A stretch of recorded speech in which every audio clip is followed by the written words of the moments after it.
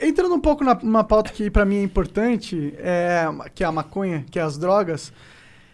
Quantas pessoas inocentes estão condenadas aí, né? Nesse quesito, tá ligado? Nós temos... O Brasil, hoje em dia, ele está na contramão de praticamente o mundo todo no que se trata de política de drogas. A nossa lei de drogas é completamente ultrapassada. A nossa forma de lidar com a questão da droga, principalmente do ponto de vista judicial, é completamente equivocada. Completamente equivocado. Nós fracassamos, nós e o mundo inteiro, a começar pelos Estados Unidos, que é da onde nós copiamos isso, vem ano após ano fracassando nessa política de enfrentamento, nessa política de tratar a questão da droga exclusivamente como um problema de polícia, uma questão policial e não uma questão de saúde pública, uma questão de saúde mental, de escolha, arbítrio pública, né? da pessoa. E é curioso uma coisa, né?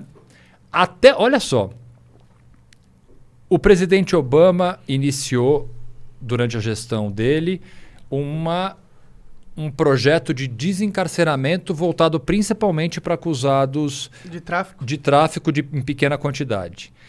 Quando muda a gestão e entra o Trump continua fazendo isso. Então até o Trump, olha lá, até o Trump entende que esta política de guerra às drogas, vinda principalmente de origem na década de 80 pelo Reagan, ela é fracassada. Então os Estados Unidos vem tentando modificar. E o único país que engatinha ainda, o único não, mas assim, uma potência mundial, que somos uma potência mundial, é o Brasil.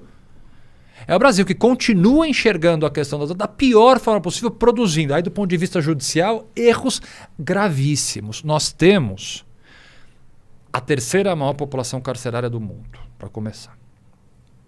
Os outros países que estão juntos de nós, acima da gente no ranking, vêm ano após ano diminuindo o número de pessoas presas. O Brasil só vem aumentando.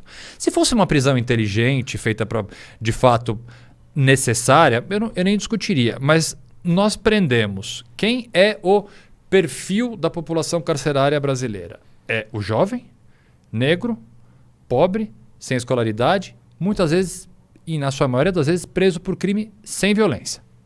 Furto e tráfico de drogas. Ah, Augusto, mas como assim tráfico de drogas é um crime sem violência?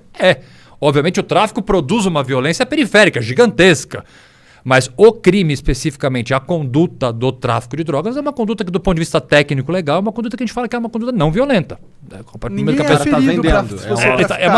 É um comércio. Não há nenhuma violência direta. Obviamente que indireta é gigantesca, mas diretamente... Não necessariamente também. É um crime, mas é um crime sem violência. E mais do que isso, nós temos em determinados estados mais de 30% da nossa população carcerária de presos que a gente chama de provisórios. O que são presos provisórios? São presos que não tiveram uma condenação ainda. Entre as mulheres, esse número passa de 50%. Caraca. O que significa isso na prática? Metade das mulheres encarceradas do nosso país não foram condenadas ainda. Ou seja, elas podem estar presas sem uma sentença condenatória, correndo o risco de serem inocentes. Estão presas numa prisão que a gente chama de preventiva. E um número extremamente excessivo, principalmente entre a população carcerária feminina, e esse número é maior, presa por tráfico de droga e tráfico de pequenas quantidades de droga, e mais, um número assustadoramente alto de mulheres, esposas de presos, que são presas ao entrar no presídio com uma pequena quantidade de drogas para levar para o marido. Então, assim, é um sistema completo... É desumano isso aí, né? Feito de forma completamente equivocada. Para começar, a gente tem um problema na nossa lei de drogas, que é o seguinte: nós não diferenciamos, não há nenhuma diferenciação objetiva e prática para diferenciar o usuário do traficante. Qual é o resultado prático disso? A gente produz distorções na justiça completas. Pessoas presas com uma pequena quantidade de maconha, consideradas traficantes, porque eventualmente tem um pouco de dinheiro no bolso, ou porque foi preso próximo de uma região, conhecidamente uma região de venda de drogas, e uma pessoa presa com uma quantidade maior de drogas, que pode até vir a ser um traficante, acaba não sendo condenado por tráfico por uma questão ou outra. Então nós temos assim distorções para os dois lados. Um real traficante mesmo poderia receber uma pena por tráfico, muitas vezes acaba não sendo condenado, quando um usuário acaba sendo condenado por tráfico, porque a gente não tem uma regra minimamente objetiva, por exemplo, de quantidade. Não tem? Não tem, não tem. Nossa lei não prevê quantidade de droga. A diferenciação entre tráfico e porte, ela é um conjunto de informações, sendo que a quantidade, isoladamente, ela não pode ser objeto específico dessa diferenciação. Mas mesmo quando a quantidade é usada para diferenciar o tráfico do porte, a lei não prevê que quantidade é essa. Então a gente tem casos, por exemplo, esdrúxulos de julgamentos que são o seguinte. A pessoa foi presa com 40 gramas de maconha. Aí o juiz fala assim, e o indicativo de que isso era para tráfico é porque foram encontradas 10 porções de 10 gramas. Bom, o sujeito acabou de comprar 10 porções de 10 gramas, juntando da 40... Assim, não necessariamente o fato da droga estar porcionada em 10 porções de 10 gramas significa que ele estava lá para vender. Ele pode ter acabado de comprar. Sem ter um critério, ou de fato ele poderia ser traficante mesmo. Eu estou usando só esse exemplo para dizer que a falta de critério produz essas distorções que fazem com que a gente tenha um sistema prisional recheado de pessoas, inclusive presas por questões de drogas, que não deveriam estar lá. Isso sem entrar na questão mais filosófica da coisa, se a gente tinha que prender pessoas ou proibir o consumo de drogas, né? Mas eu acho que isso também é uma conversa que meio que já foi decidida, assim. Então, Médio, aí o que a gente tem, e esse até é um tema importante da gente trazer, até porque ele está parado no Supremo Tribunal Federal há muito tempo. Se vocês... Vou fazer uma propaganda. Para essa câmera que eu tenho que olhar. Isso, manda ver. Se você entrar no YouTube, agora eu já sei. Você vai ter lá... tem um recurso em trâmite no Supremo Tribunal Federal que está parado há, eu acho que há pelo menos uns 2, 3 anos, na mão de um dos ministros, em que se discute o artigo 28 da Lei de Tóxicos, que é o quê? É o porte para consumo próprio.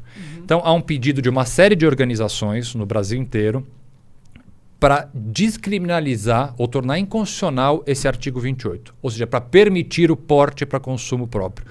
Aí você vai ter lá vários advogados que fizeram sustentação oral. Sustentação oral, quando você vai lá e fala para frente dos ministros, um dos advogados sou eu, vocês querem assistir minha sustentação, que eu defendo a descriminalização. Pô, cara, parabéns. Especificamente desse artigo 28, para permitir que o porte para consumo não seja crime. Que massa. Porque realmente, e até eu uso uma... Foi bacana essa sustentação. Eu estou mais novinho, com menos cabelo branco, né? Deve fazer uns 4 anos já, acho que isso. Mas eu peguei a frase de um criminólogo, um cara super importante, que ele fala que com relação a quem porta a droga para consumir num ambiente privado, é um típico caso que a gente chama de autolesão. O máximo que ele vai estar fazendo é se autolesionando. Se eu uso alguma substância entorpecente dentro da minha casa, sozinho, no que eu estou interferindo no direito de terceiros? Não estou, concorda? Eu estou dentro da minha casa, o máximo que eu posso estar fazendo é me autolesionando. E aí esse criminólogo fala, todos têm direito a ir ao inferno à sua própria maneira, desde que isso não atinja um direito de terceiro. Então, ao fim e ao cabo, o usuário de droga que faz uso da droga num ambiente privado, ele está no máximo lesionando a própria saúde dele. Obrigado por ter assistido mais este corte e agora eu vou ter que te dar aquela dica monárquica que é o inglês. O inglês é fundamental, cara. Se eu não soubesse inglês, eu não estaria aqui. Isso é muito verdade. Se você acompanha o Flow, você sabe disso. Então, vai aprender inglês que é muito importante, cara. Tem um curso muito fera da wiseaponline.com.br/flow, ok? Esse é o link para você acessar. Tem mais de 300 horas de conteúdo ali, tem professores nativos falando sobre vocabulário, sobre gramática, tem também documentários sobre situações reais que você pode ver lá fora e muitas outras coisas. Vai lá conferir, vai aprender inglês que é importante, wiseaponline.com.br/flow.